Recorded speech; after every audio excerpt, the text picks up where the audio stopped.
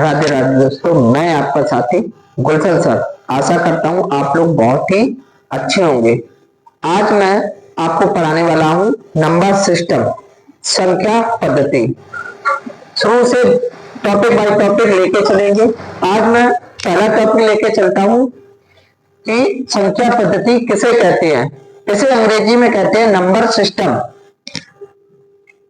परिभाषा इसकी होती है संख्या और उनके गुणन का अध्ययन जिस पद्धति में किया जाता है उसे संख्या पद्धति कहते हैं।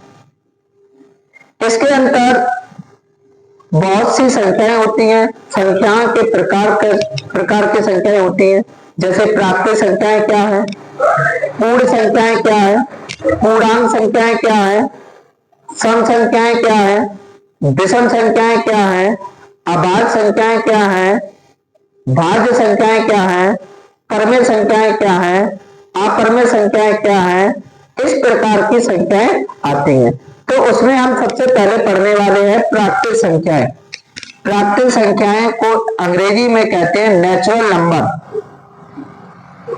इसकी परिभाषा होती है वस्तुओं को गिनने के लिए जो संख्या प्रयोग में आती है उन्हें प्राकृतिक संख्या कहते हैं।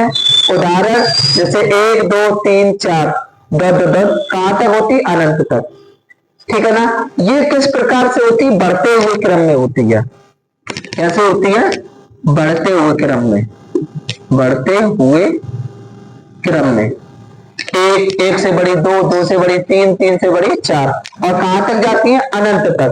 अगर कोई आपसे पूछे कि बड़ी संख्या बता सकते, तो कोई नहीं बता सकता। सबसे छोटी संख्या पूछे तो क्या बताएंगे, सबसे छोटी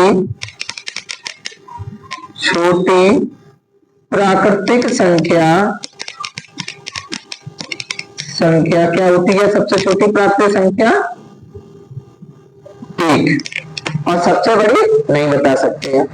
कुछ इसमें पॉइंट समझते हैं। जीरो जो है एक प्राकृतिक संख्या नहीं है, तो फिर जीरो है क्या, जीरो एक पूर्ण संख्या में आता है। तो जीरो जो है एक पूर्ण संख्या है।